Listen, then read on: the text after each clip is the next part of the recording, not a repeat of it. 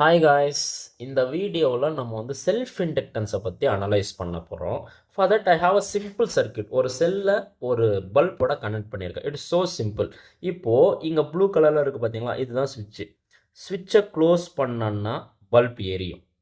இதுவே நான் ஆஃப் பண்ணுறேன்னா பல்ப் ஆஃப் ஆயிரும். மறுபடியும் க்ளோஸ் பண்ணுறேன், அதாவது ஆன் பண்ணுறேன், பல்ப் ஆன் ஆகுது. ஆஃப் பண்ணுறேன், ஆஃப் ஆயிடுது.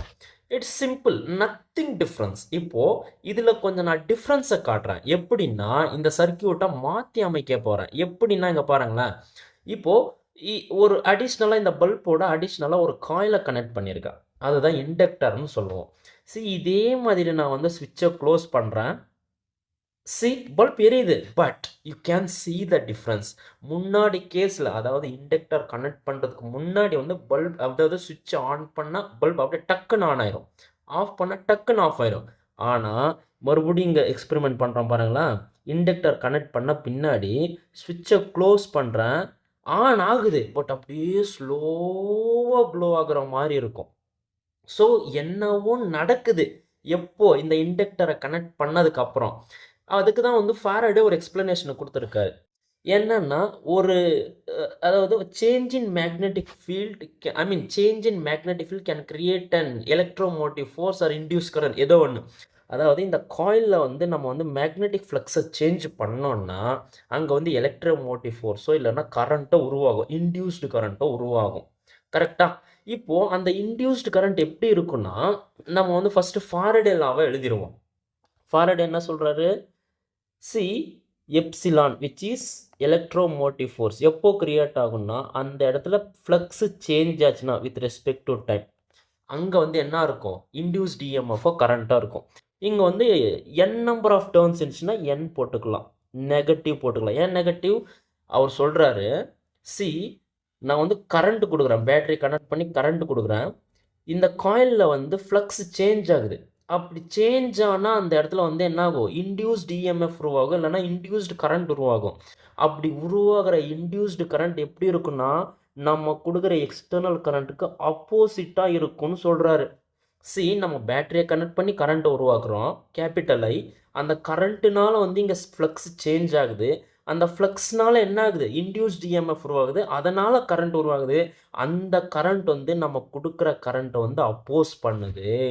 அதனால தான் இந்த பல்ப் அப்படியே ஸ்லோவாக எரிய ஆரம்பிச்சு. சி, நம்ம இந்த இடத்துல கரண்ட்டை இன்க்ரீஸ் பண்ணோன்னா அது டிக்ரீஸ் பண்ண நினைக்கும், நம்ம டிக்ரீஸ் பண்ணால் அது இன்க்ரீஸ் பண்ண நினைக்கும். அப்படியே ஆப்போசிட்டாக பிஹேவ் ஆகும். ரைட்.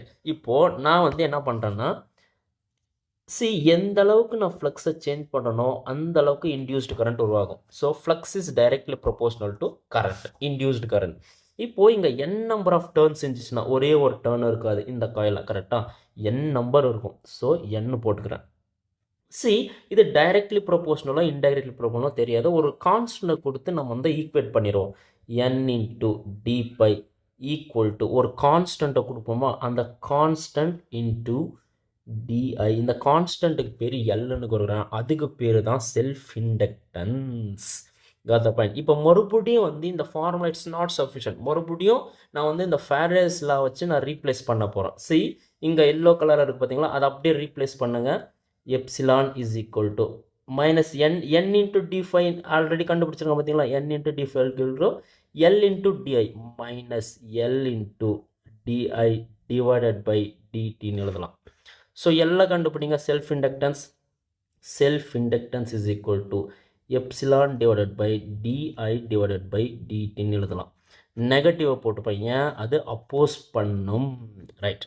இப்போது எஸ்ஐ யூனிட்டை கண்டுபிடிப்போமா. எஸ்ஐ யூனிட் ஆஃப் வோல்டேஜ் என்னது? வோல்ட்.